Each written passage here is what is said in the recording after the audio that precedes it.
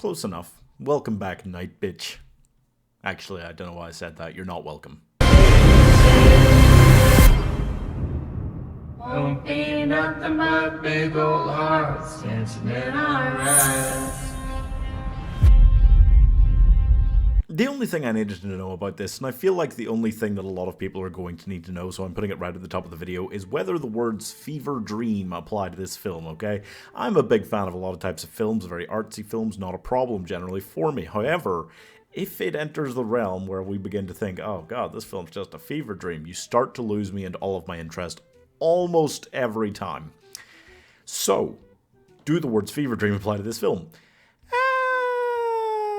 Diemylove stars Jennifer Lawrence and Robert Pattinson as a couple who move into the house where his uncle killed himself. They have a child, she's stuck at home bored and crawling all fours and getting naked an awful lot of the time while he's out and about, maybe having affairs, but she's at home definitely having affairs, and going on a horrific postpartum depression kick and just having a bad time overall as she slowly loses her mind.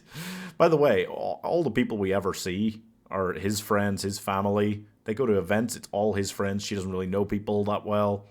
They live near his family. They live in his family's house. Like,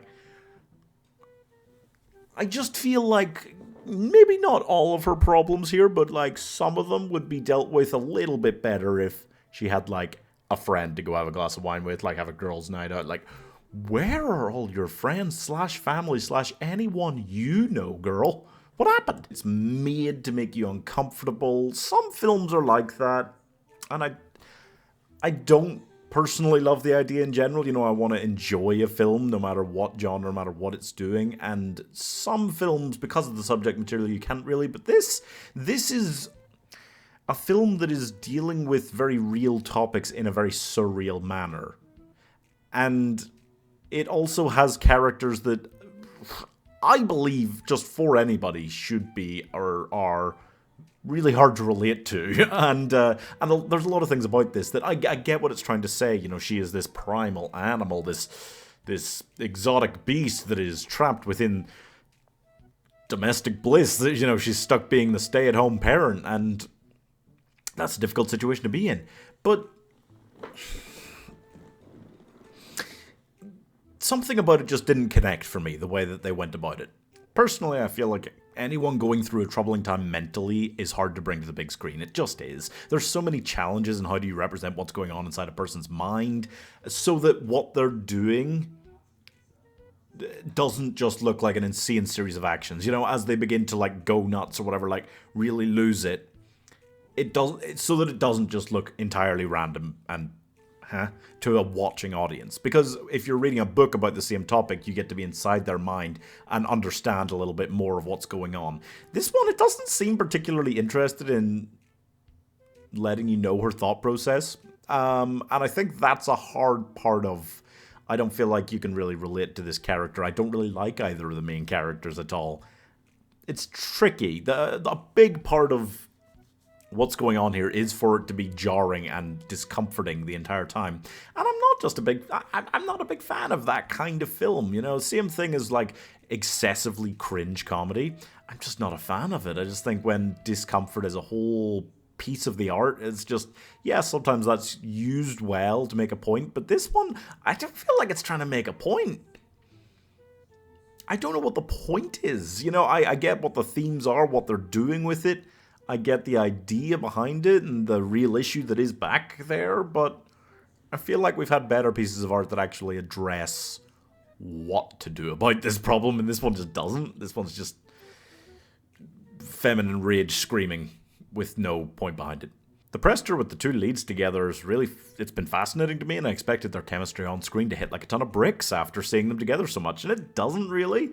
I feel like this film is about like horribly flawed people that just don't seem to have a lot of interest in fixing their problems, and the film doesn't seem to have a lot of interest in telling you how you can fix these kind of problems. It is handling this subject material, which is proper issues that you can have to a degree, in just an insane way.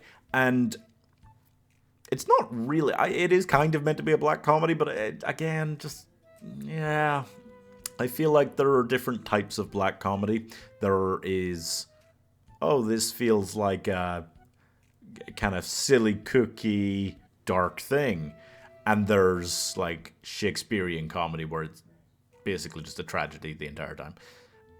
And this is like that, and it's not ha-ha funny, like, nearly ever. And it's tricky because I feel like these kinds of issues to this extent can evolve in a relationship, but for people who are stupid about it. So it's kind of like the couple's equivalent of watching a horror film where the people are like running upstairs to get away from the serial killer. You're like, what are you doing? That's just, I can't relate to them because I feel like they're so dumb in the way they handle things. Does that make sense? So as much as it is saying some interesting things, and it was kind of interesting to watch a lot of it, I never want to see it again.